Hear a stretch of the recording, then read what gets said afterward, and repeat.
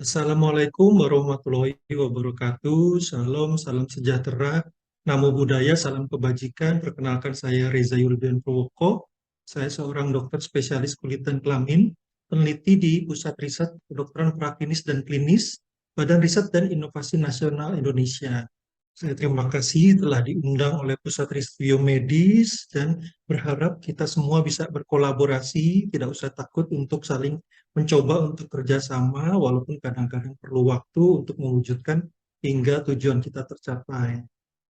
Seperti ini ya publikasi yang kami lakukan ya juga tidak mudah. Alhamdulillah beberapa publikasi tentang sel punca, tentang herbal medicine kearifan lokal Indonesia, tentang berbagai riset-riset lainnya. Ini silahkan kalau Bapak, Ibu, dan teman-teman butuh ya kami akan kirimkan.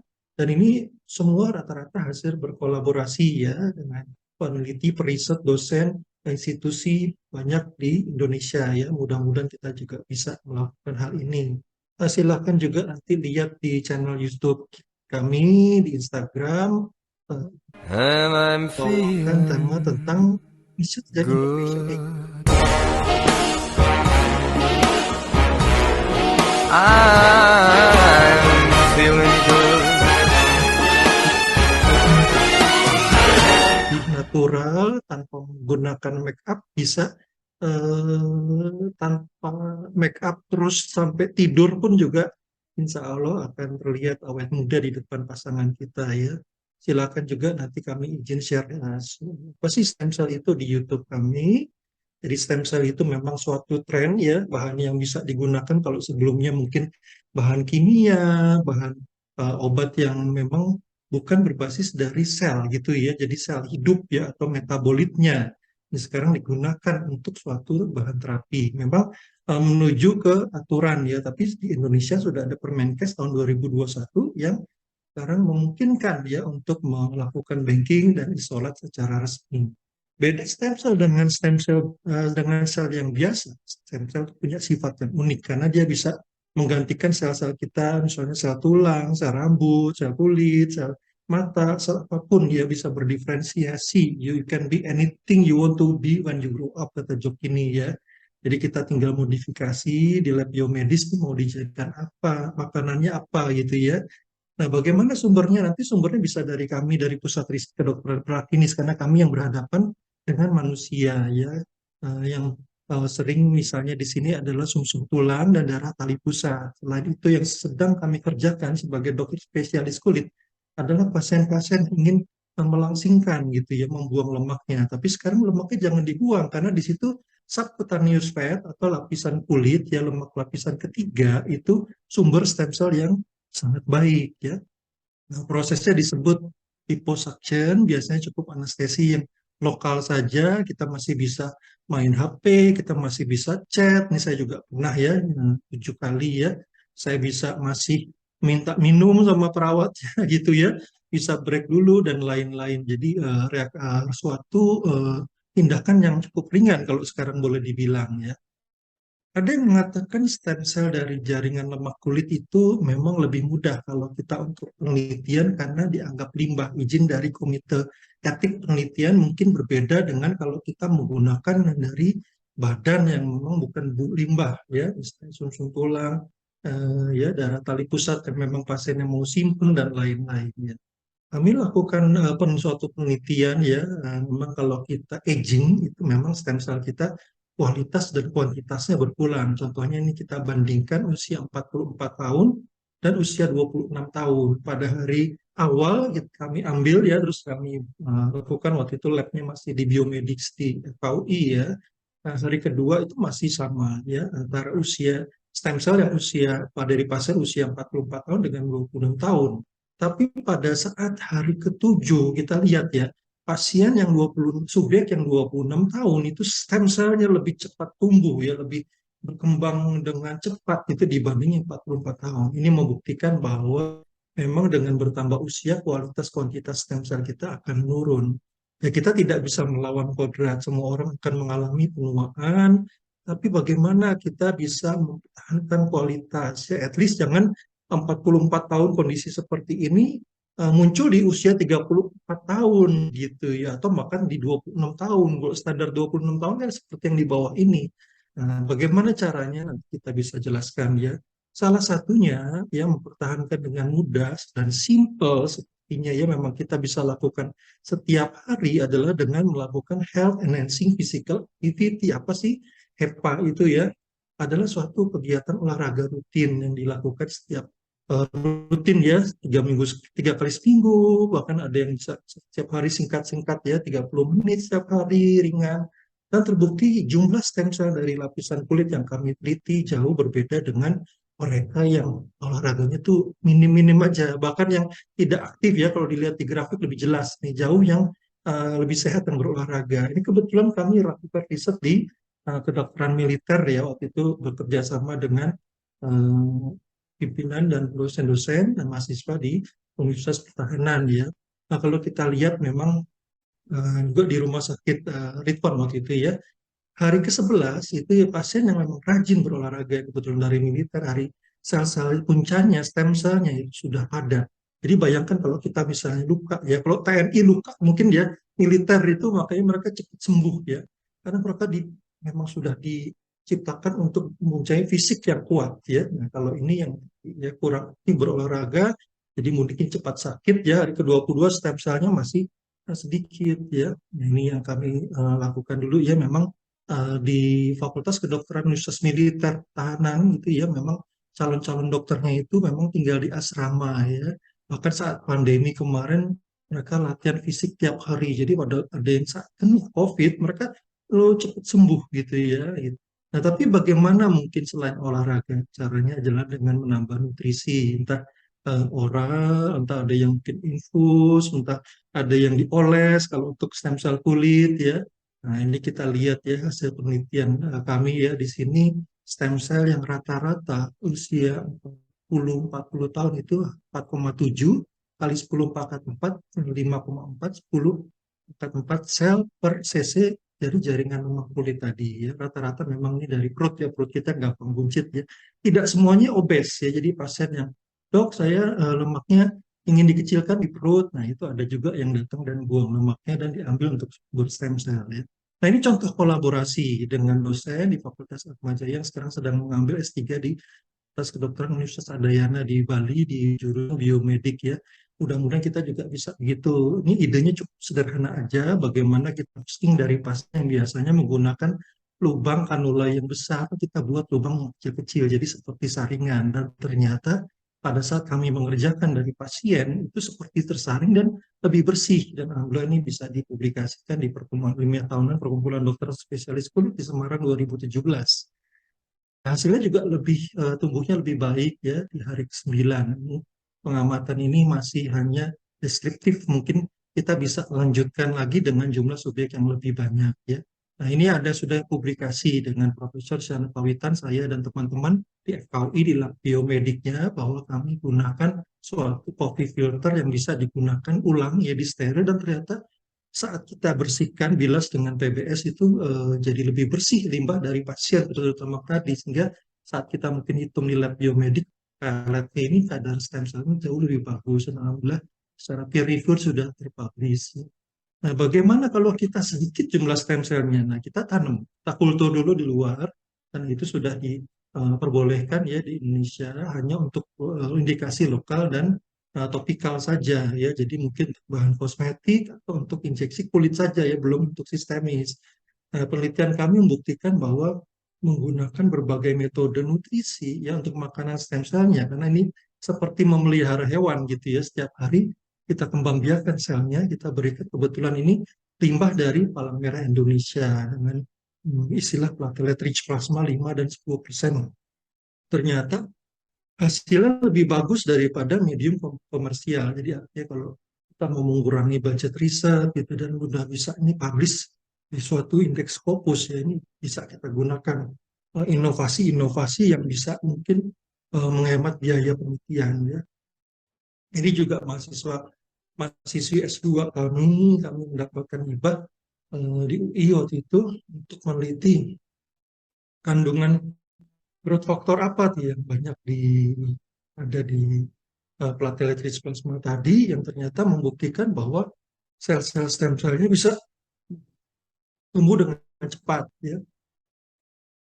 Dan alhamdulillah ya pusat riset kami di Jakarta Timur, yuk kita kolaborasi untuk uji klinis misalnya nutrisi yang kita mau oles dan mau diklaim sebagai suatu water resistant ke BPOM ini sudah layak ya. Kami juga punya ultraviolet A dan B yang ya, imitasi ya, dan di situ kita bisa mengukur berapa sih SPF-nya ya sambil pasiennya direndam gitu, dapat izin praktek dan izin klinik ya.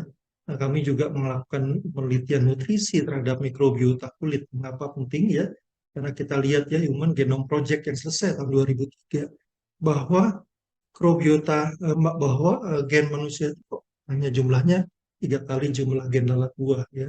Dan ternyata pada saat teliti ya badan kita ini isinya bakteri ya. Makanya di usus juga ada minum dengan lactobacillus ya supaya bakteri komensal usus tadi sehat, sama juga seperti di kulit ya, sama juga mungkin nanti di bidang Pak Dokter Boyke di maaf misalnya kewanitaan ya, bagaimana supaya wanita tuh nggak gampang kemutihan, harus imbang, tidak boleh disbiosis antara bakteri yang patogen dengan bakteri yang normal komensal menjaga kulit atau badan kita. Jadi kalau mandi antiseptik terus-terusan, membersihkan antiseptik terus-terusan ya, mengkonsumsi antibiotik terus-terusan itu tidak baik ya, karena kumannya ikut menjaga dan juga mati padahal kemungkinan kita butuh. Alhamdulillah riset ini sudah selesai, kami lagi ongoing untuk buat manuskrip.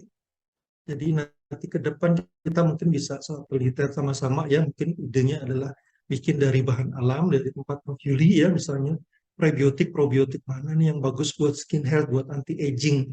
Biasanya nanti pada saat kami tes di pusat riset kedokteran preklinis-klinis, kami samarkan ya, supaya tidak bias ya, supaya independen ya, hasilnya bagus. Juga kuesionernya juga kita buat tertata dengan bantuan Contract Research Organizer. Dia memang tantangan waktu saat pandemi ini 2 tahun ya, pusat riset kami ini yang kontak dengan manusia, jadi gantian aja tuh peneliti kami itu kena COVID, satunya break dulu risetnya, lanjut lagi. Jadi pasien juga kadang kita harus PCR sekarang, harus mengajukan ulang ke pendana, ke sponsor ya.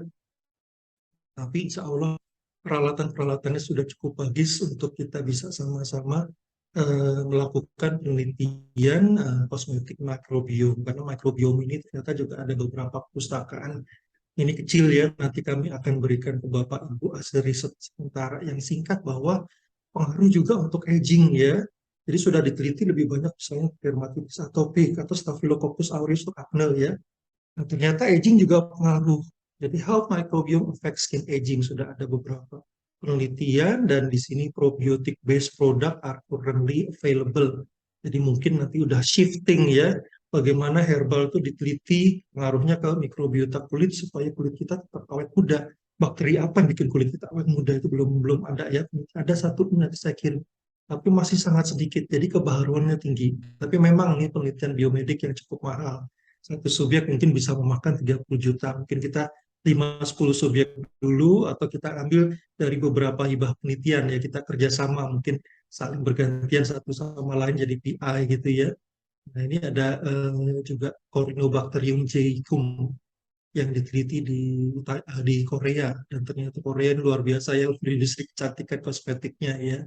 Nah ini silahkan nanti kami akan berikan untuk Bapak Ibu, jadi setelah berapa riset yang kami lakukan studi literatur untuk aging ya, di sini kemungkinan ke depan kita bisa menghasilkan suatu prototipe kosmetik untuk anti-aging berbasis hasil riset biomedik mikrobiom bekerja sama dengan pusat riset kedokteran praklinis dan klinis ya.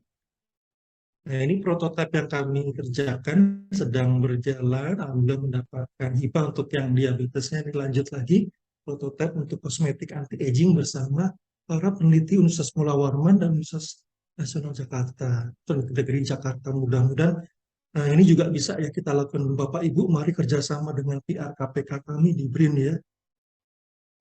Penelitian diferensiasi, kalau Bapak Ibu mau lanjut gitu ya, mau membuat suatu organ tissue engineering, ini juga pernah kami dapatkan paten malah ya, bahwa tumbuh stem cell dari lemak tadi dan saat diwarnai dengan Asian Blue ternyata adalah tulang rawan ya. Mungkin kita ke depan bisa membuat telinga ya, seperti ini penelitian Profesor Fakanti, itu harus dikarakterisasi dulu, jangan sampai kita salah menginjeksikan stem cell, malah tumbuh jadi mungkin tumor atau karsinogenik ya, itu penelitiannya sudah ada.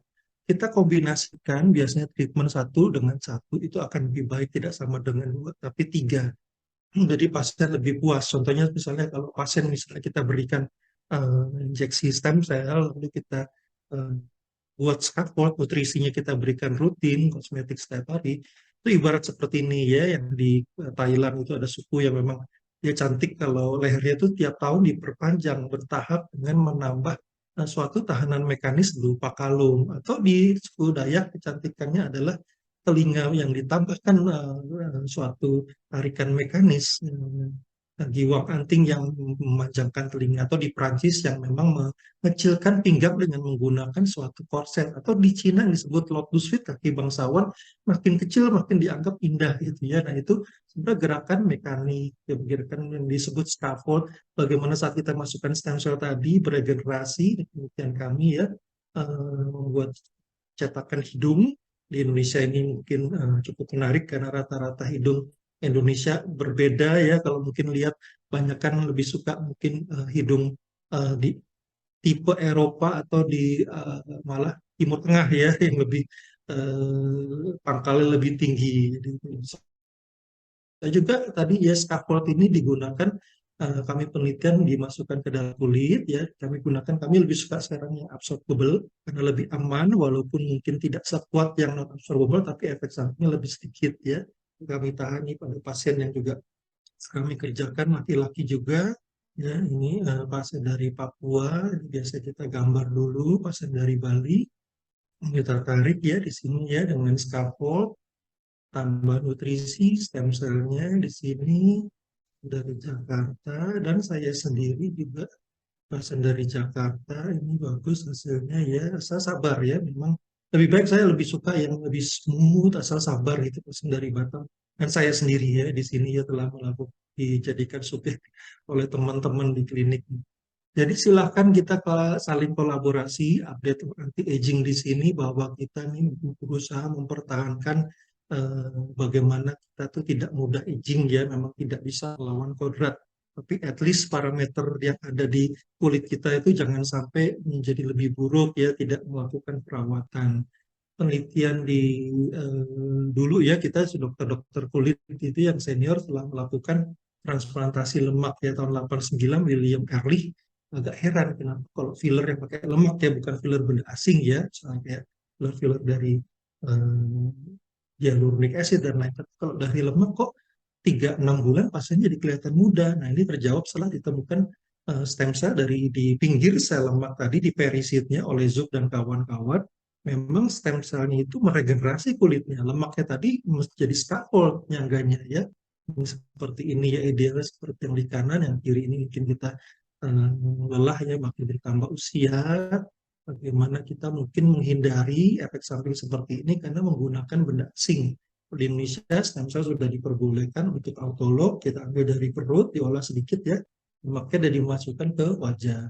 Ini cara Profesor Kitario Shimura, bahwa lemak yang diambil itu sebagian dikorbankan, sebagian itu depositnya dijadikan penyangga, tapi yang satunya lagi itu yang dikorbankan tadi, diambil stem cell-nya, ditambahkan sehingga kaya kan stem cell. Kenapa?